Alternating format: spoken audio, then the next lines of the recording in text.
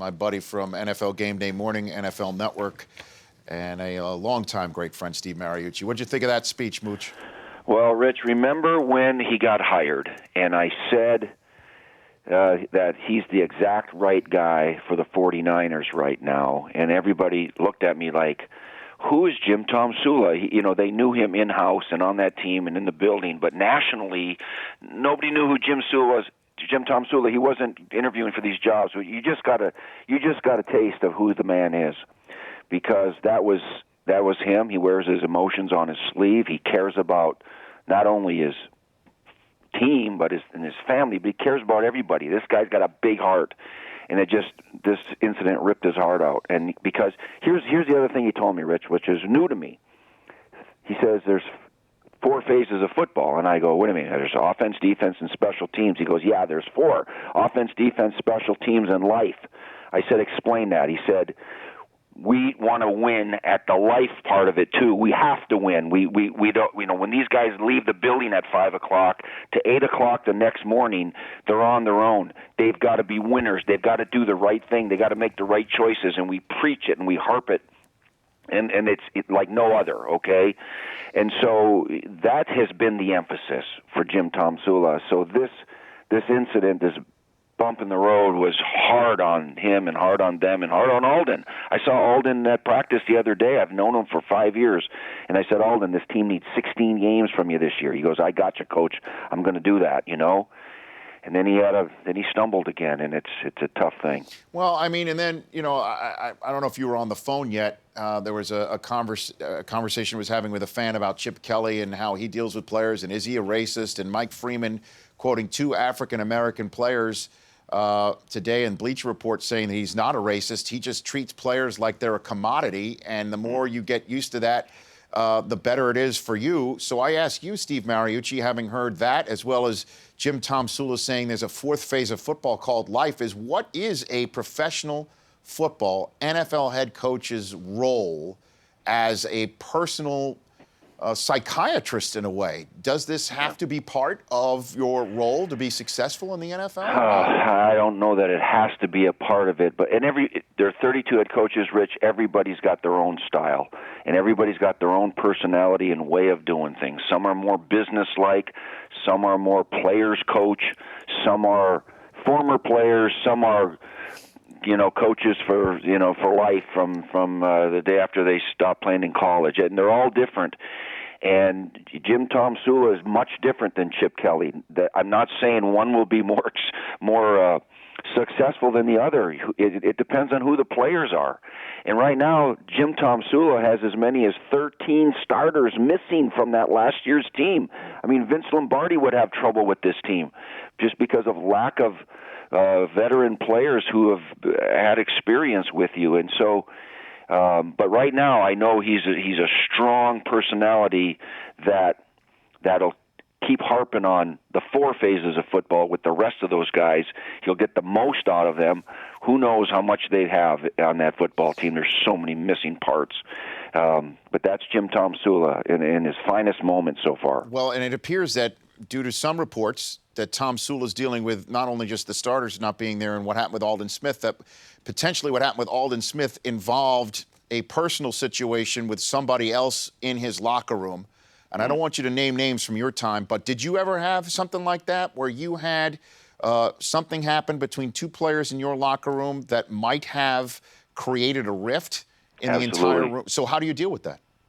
Oh, I mean, it's very well documented. I had issues with Terrell Owens, and he had issues with players, right? And you try to keep that, Rich, as much as you can in-house. It's probably more difficult now keeping anything a secret or in-house with everybody tweeting out things and communicating so freely with everybody in the world.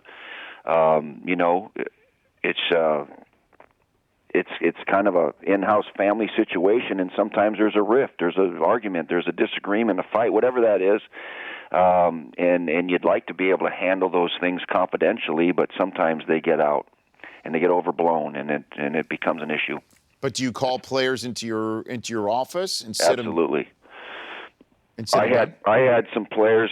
Luckily, I had mostly great guys. Okay, whether it was in Detroit or whether it was in San Francisco. And even when you're assistant coach, sometimes you have an issue. But, heck, I've had players in my office with security sitting right outside the door just in case. And you got to try to squash some things or deal with some things at times. I want to reiterate, it's rare, Rich. I mean, most of these guys are hardworking, loyal, committed souls that are just there to earn a good living. And every now and then, you're going to get a high maintenance guy or situation that you have to deal with, and that's part of the job. And so, how do you think Tomsula is going to fare this year when it all comes down to it, Steve? I mean, there's a lot going on there. Yeah, if they're winning games, it's easier to deal with. If you start off 1-3 or 2-6, I mean, it's harder. It's harder because you're getting it from all angles. You're getting it from the fans, from the talk shows, from the media, and then there's in-house it starts to grumble. But right now, the reason I'm saying he's the exact right guy, Rich, is because the players know that he's with them. He's got their back. He cares about them. I don't want to say that's his saving grace right now, but that's what he's got going for him. They trust him. They know that he's on their side, and he's going to do whatever it takes to help them out in life and in those other phases of football that really, in his mind, are not as important. Steve Mariucci joining me here on the show, and there was a training camp set to between the Texans and Washington where both teams had to go their separate ways and break it up. What happens in those situations? Yeah, Steve? I've been through that. I preferred to not practice against other teams, okay? Because I thought preseason was too long as it was. We played 5 preseason games quite often, whether it was the Hall of Fame game or a trip to Tokyo or wherever, these 5th games.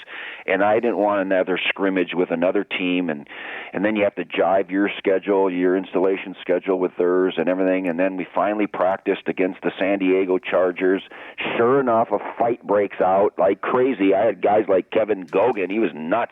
And Derek Deese, he was nuts. And so after the fact, they told me, hey, Coach Mooch, we had that planned. We were planning on fighting. And so I'm like, that's why I didn't like to practice with another team. And heck, they had guys, Junior Seau, they had Rodney Harrison.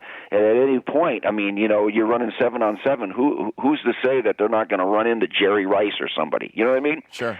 So I prefer not to scrimmage and practice with other teams. Well, I'm hearing that there's exact reason. But I'm hearing more and more teams want to scrimmage against each other because of something I brought up with Jack Youngblood, because of the lack of hitting that's allowed in training camp practices, that when you do go against another team, you get more of the competitive juices flowing. That's no what doubt. I'm told. You absolutely get a quality practice as long as you don't get guys hurt or start fighting or, all of those kinds of sideshows that can go on and do go on. I remember Mike Ditka, when he had the Saints up in the Cheese League. Remember all the teams practicing in Wisconsin? Sure. I think it was Saints and the Kansas City Chiefs that got into this huge brawl. He ended up taking his team out of there, moving them back to their training camp. It happens sometimes. Is there quality work? Oh, you better believe it. But you're not in control of everything. I'm not in control of the other team's players or all of that. So I think you see quite a bit of it because, they want to get some hitting in, but you just hold your breath that nothing bad happens. Can't wait to hang more, Steve. I appreciate you calling. Yeah, we're going to do it, huh?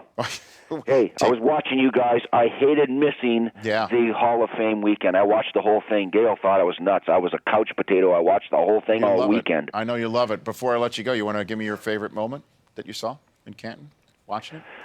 Well, you know how I love the speeches, and I get emotional. I cried when Sydney Seau was doing her thing. My God, with Junior, and then Charles Haley.